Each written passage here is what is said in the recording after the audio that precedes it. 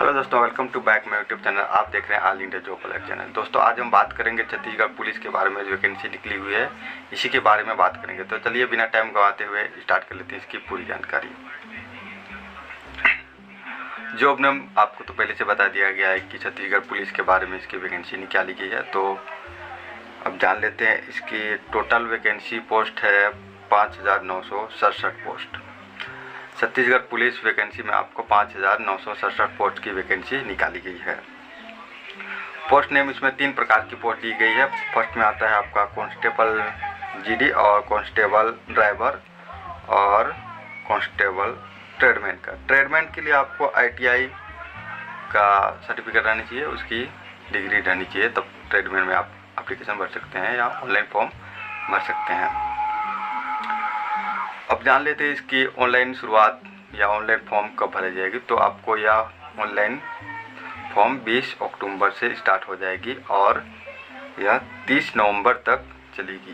तो याद रहे 20 अक्टूबर से स्टार्ट हो जाएगी और 30 नवंबर तक चलेगी। तो सबसे आगे भरने की कोशिश करें, क्योंकि यहाँ पे ट्रैफिक बहुत ज़्यादा होती है और सर्वर डाउन की वजह से कई जन का फॉर्म फिलअप ही नहीं होता और रुक जाता है। तो इसका ध्यान दें। अब हम बात कर लेते हैं कि छत्तीसगढ़ में कौन कौन से राज्य या कौन कौन से जगह में कितनी कितनी पोस्ट दी गई है। डिस्ट्रिक्ट वाइज जानेंगे कि कौन कौन से जिला में कितनी कितनी पोस्ट दी गई है। फर्स्ट नंबर में आता है आपका रायपुर। रायपुर जिला में 559 पोस्ट दिया गया है और भाटापारा जिला में 98 पोस्ट और धमतरी जिला में 108 पोस्ट दिया गया है। गरियाबांध में 186 पोस्ट दिया गया है और PTS माना रायपुर में 20 पोस्ट की वैकेंसी निकाली गई है छत्तीसगढ़ पुलिस की तरफ से। रेल रायपुर आपको 181 पोस्ट दिखाया जाएगा। पुलिस एकेडमी चैनखुरी आपको 22 पोस्ट की दी गई है। MT पोल पुलिस हेडक्वार्टर रायपुर में आपको 48 पोस्ट की वैकेंसी दिया गया है और दुर्ग में 332 पोस्ट की दिया गया है, जो कि बहुत ज़्यादा है दुर्ग के क्षेत्र के लिए। पलौद में आपको 128 और बेमतारा में 110 पोस्ट की वैकेंसी दी गई है। हर जिले में अलग अलग कंट्रोवाइज के हिसाब से वैकेंसी दिया गया है। राजनांदगांव आ जाते हैं। राजनांदगांव में 160 पोस्ट की वैकेंसी दी गई है। कबीरधाम 120 पोस्ट की वैकेंसी दिया गया है और आपको M बाग चौकी में 228 की पोस्ट लिया गया है। खैरगढ़ में 82 पोस्ट और PTS राजनांदगांव में 20 पोस्ट दिया गया है और बिलासपुर में 168 पोस्ट की वैकेंसी निकाली गई है। मुंगेली में 139 पोस्ट की वैकेंसी निकाली गई है। रायगढ़ में 124 पोस्ट की वैकेंसी निकाली गई है। रायगढ़ के लिए भी वैकेंसी है और आपका चांपा छोटा यहाँ पे है, चांपा जांजगीर चांपा नहीं, चांपा में 28 पोस्ट की वैकेंसी निकाली गई है। शक्ति में 101 और कोरबा में 177 पोस्ट की वैकेंसी निकाली गई है।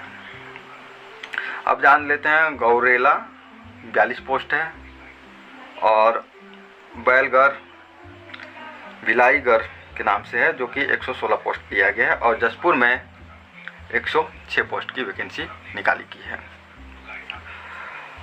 सरगुजा में भी 79 पोस्ट की वैकेंसी दिया गया है और कोरिया के लिए 37 पोस्ट की वैकेंसी निकाली गई है। बलरामपुर में 259 और सूरजपुर में 144 पोस्ट की वैकेंसी निकाली गई है। PTS मैन पार्ट के लिए भी वैकेंसी है, 39 पोस्ट की वैकेंसी है मैन पार्ट के लिए भी। बस्तर जिले के लिए सबसे ज़्यादा 365 पोस्ट की वैकेंसी निकाली गई है और कोंडागांव में 104 पोस्ट की वैकेंसी CG पुलिस की तरफ से निकाली गई है। वहीं बात कर लेते हैं कांकेर के बाद। तो कांकेर में 133 पोस्ट की वैकेंसी दिया गया है और नारायणगढ़ में सबसे ज़्यादा 477 पोस्ट दिया गया है। वहीं सुकमा में 139 की पोस्ट दिया गया है और आपका बीजापुर में 390 पोस्ट की वैकेंसी निकाली गई है। टोटल पोस्ट आपका हो गया 5,967 पोस्ट निकाली गए हैं। अब हम बात कर लेते हैं एज लिमिट के बारे में। तो चलिए बिना टाइम गंवाते हुए इसकी भी पूरी जानकारी ले लेते हैं। कैटेगरी बेस से एज लिमिट दिया गया है।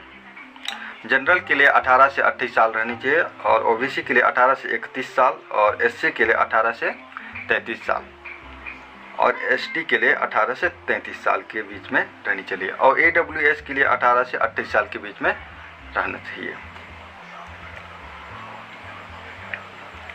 अब बात कर लेते हैं क्वालिफिकेशन की, कोई कौन कौन सी सर्टिफिकेट लगेगी या कितने कितने क्वालिफिकेशन रहेगी। तो आपको 10th का सर्टिफिकेट लगेगा। क्वालिफिकेशन में 10th 8th क्लास और 12th और ITI की क्वालिफिकेशन है। तो इसमें कौन कौन सी वैकेंसी भरते टाइम डॉक्यूमेंट लगेगा उसकी बात कर लेते हैं। 10th क्लास की सर्टिफिकेट, 8th क्लास की सर्टिफिकेट, 12th क्लास की सर्टिफिकेट और ITI की भी सर्टिफिकेट लगेगी। इन सभी की मार्कशीट होना अनिवार्य है। एक्सपीरियंस सर्टिफिकेट है तो उसको भी डाल सकते हैं और आपका आधार कार्ड एक लगेगा, डॉक्यूमेंटली एक लगेगा, कैटेगरी सर्टिफिकेट जैसे कि जाति, निवास, आय ये सब लगेगी और सिग्नेचर और एक फ़ोटो भी लगेगा। अब बात कर लेते हैं फीस के बारे में। यह फीस तो ऑनलाइन पेमेंट हो जाएगी, बाकी फीस है आपका इसमें भी कैटेगरी के हिसाब से ही दिया गया है।